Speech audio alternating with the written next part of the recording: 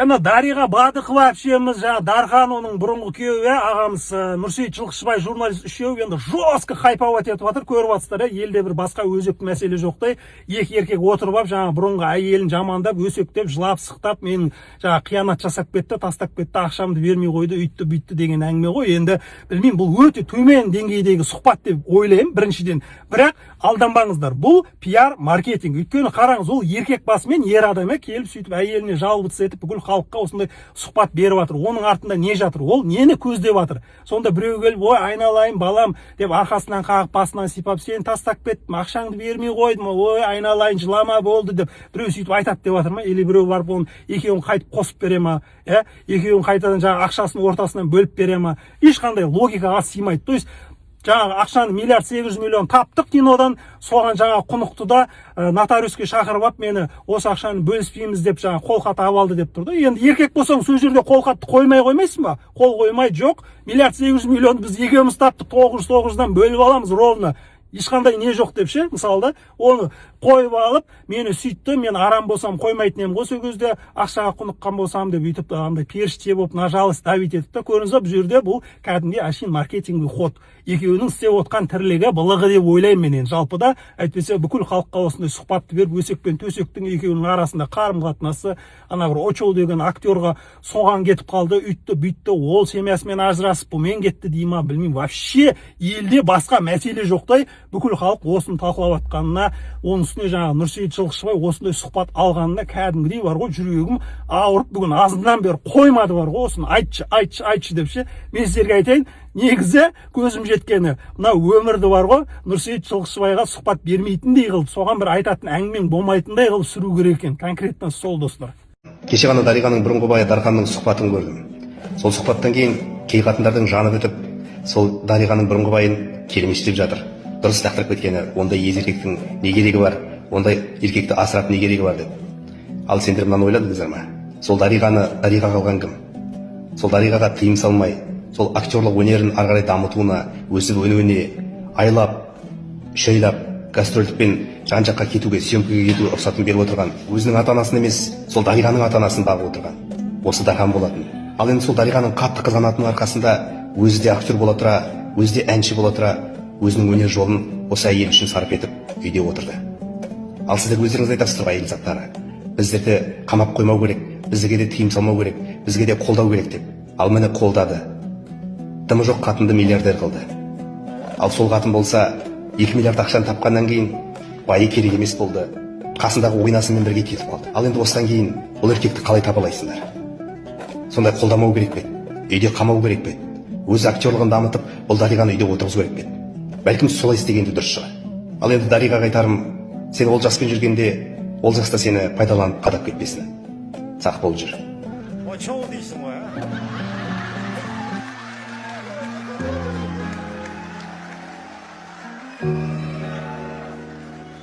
Велосипедті мотоциклға айырбастадым дейсің ғой. Да, жаным, мен сол өлеңді мен де айтар едім ғой. Әншілер, ой-пырмой, әншілер, шегірткелер шықтау. Біздің Қазақстанда сол Дариға бадықпа соғатынан басқа шаруа жоқ па не?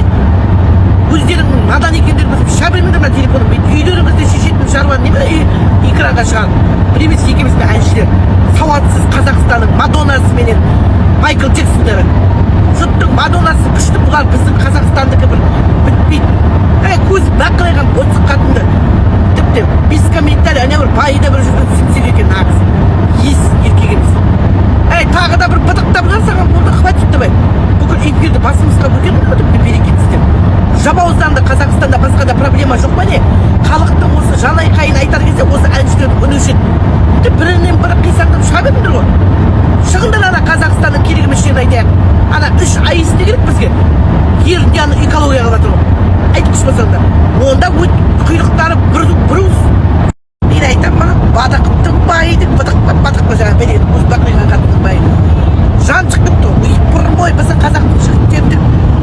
Айналайын ақ көке, 30 жыл отасқан Қазақстанның қаншама еркектер сәкілі әйелдер 4-5 баласымен шырылдады. Күнде бір қатынға.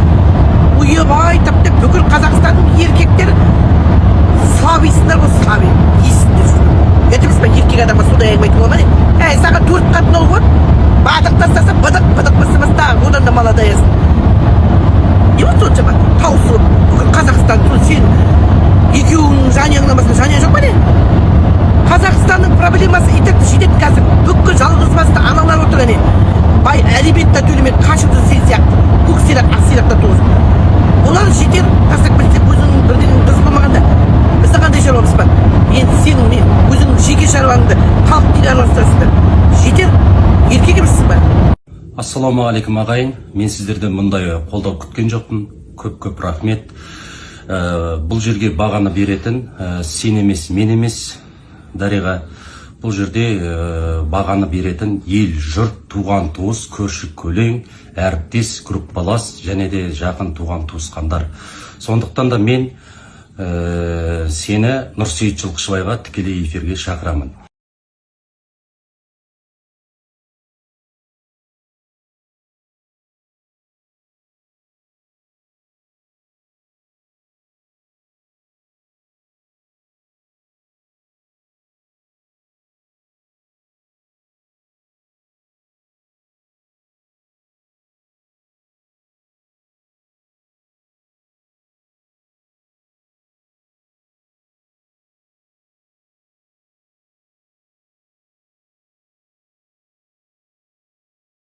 Қазақстанның болашағын сұрайсыңдар ғой болашақ жоқ мына үкіметтің қай-қайсында болып тұрған жоқсыңдар басын қойшы даусын баласы мына қарап отырсаңыз әлі жалмауыз байлар тоймай жатыр мына жемқор мафия мынаның қасында да құзғын қарғалар толып жүр ғой мынау Назарбаевтың құзғынынан тартып алып енді мына құзғындарға жем болу керек па не халық неғылған бітпейтін мафия біздің Қазақстанда Қазақстанның байлығы қай кезде халыққа бұйырады қазына байлық әлі таланттар шыға салбасыздар ешқандай мына үкіметте отырған адамдар халыққа жанашымайды біздің Қазақстанда ешқашан жақсы болмайды қарадан шығып хан болмай кедейдің баласы хан болмай ештеңе болмайды солар ғана үкіметті дұрыстайды аман алып қалса мына халыққа бұйыратын мәдениет ғылым білім Қазақстан сол кезде ғана дамиды мына құзғын қарғалар бірінен бір өткен без комментарий сендерге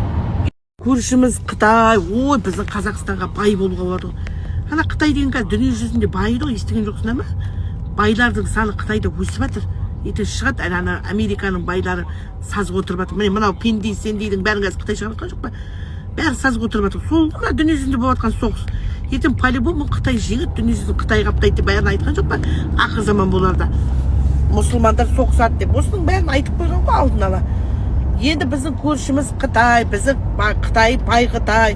Қытайдан аламыз үндеме жақын жерден. Қазақпен бізден бай адам болмайды ертең. Бізге Аллах тағала берді мына дүниенің бәрін. Алмастыр айырбас сауда. Баяғыдан да сауда жасағанбыз ба Қазақ пен Қытай. Ұлы жібек жолымен тасып. Солай ет береміз Қытай сен маған не бересің деп Қытекеңді қатырасың болды. Ештеңе де керек емес. Завод, павод салып миымызды ағыз босқа ақшаны құртып бүйіп жеттің. Ауыздарын жабыңдар яна білгіштер, қолдарын тоқта келin. Мына дүние жүзінде судың есі келеді соғысы Құдай қаласа енді. Бәрі болай ештеңе емес. Ана дым жақсы балқашты құртайын басында. Одан қалды мына Таразда кеше бір завод салып жатыр. Соның бәрі деген керек емес қой. Неге айтқанды тыңдамайды екен? Халық деген бағын. Сендер халық ешқандай келісім берген жоқ қой. Неге қоймайсыңдар? Енді тағы 2 ай салам деп қарап отыр. Экология. Ертең мынаның ауаның бәрін құртып, табиғидың бәрін құртып, сосын дымсыз қаласыңдар сендер. Завод сенің нетенің көрші Қытайда толып тұр ғой. Копейкке шығарып жатыр ғой бүкіл дүниені. Сіздер оларға тамақ беру керек. Оларда дұрыс азық-түлік жоқ. Жалмауыз құдар құрт жеп жатқан жоқ па? Сол құрт өрмекші жаңа жерді өрмелеп жатқан бәрін жеп жатыр. Соларға пендесі бана мал бағайық, бидай егейік, қауын қарымыз тағы не екін келеді. Айырбаспен. Қойшеш берекесіз бастарында миы жоқ мына отырып алып білгіштерден басымыз бәле қалды ғой. Сауаттары да жоқ, дипломның бәрін сатып алған. Димаштың концертіне әшейінде керек емес жерге барасың. Даже Тоқаев президент бару керек саған. Соған таныласың сен. Ана мәдениет министрі Әчкарик қатын аяғын қисайып алып, тұрдақ ұстап алып. Сен неғып жүрсің, неге бармайсың ана Света Айтбаеваның қасында неге жарқырап жүрмейсің ана әкесі екеуінің қасында. Шығыңдар да бай, сендер кімге керексіңдер? Қазақстанды күшті қылып танытып жатқан жоқ мына деген. қаншама мәдениет саласында жүрген небір мықты бармайсың поддержка беріп көре алмайды біздің қазақ отырады үйде. Құдай беріп жатыр ғой сендерге, қазақтарға Құдай беріп жатыр ғой. Неге шықпайсыңдар да Димаштың қасына барып? Қаншама обал ғана бала деген, қандай жаным тастан жарып шығып жатыр. Ешқандай біздің Қазақстанда бір алға көтеру жоқ қой. Ана Қытайдың даладағы Қытай бізге көмектесіп жатыр. Енді әрі қарай неғып мұрындары шығып отырсың баланың концертіне поддержка емес. Бала шық тоқайып әшейіне бесіктігімен қаңғып жүрген жақсы ғой сен шал. Неге бармайсың сен? Сен отыру керексің сол жерде. Сол кезде ол баланың дәрежесі бұдан да қатты жоғарылайды. Біздің өнеріміз мына біздің Димаш баламыз енді Құдайға шүкір өте бүгін қуанышты жағдай енді. Ана шетелде күшті концерт беріп жатыр. Мына соны президент ұмытпау керек. Жалғыз бізге мысалы Тоқаевтан да бізге Димаштың халыққа пайдасы зор. Өйткені дүние жүзінде ол танытып жатыр көрме өнерімізді. Бұл кісі тек жүр ғой, ештеңе шеше алмай әлі. Сондықтан ескертеміз мына үкіметтегі бюджетте қайында онды солды шашып жатқанда мына балаға шамалы поддержка беріңіздер давай. Ұят болмасын. Бұл бала деген өмір әдейін болу керек Қазақстанда. Что? Қай ана Ресейде солай шықты ма? 10 жерден үлкен федерация болса да, бізден мықты болса да. Сондықтан мына баланың мәртебесін бұдан да жоғарылату керек. Дәрежесін бұдан да қатты көтеру керекпіз.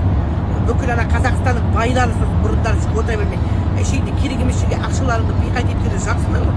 Концерттеріне барып, поддержка беріп, жалғыз анасы мен әкесі шырылдап жатады Димаш. Ұят емес па? Біз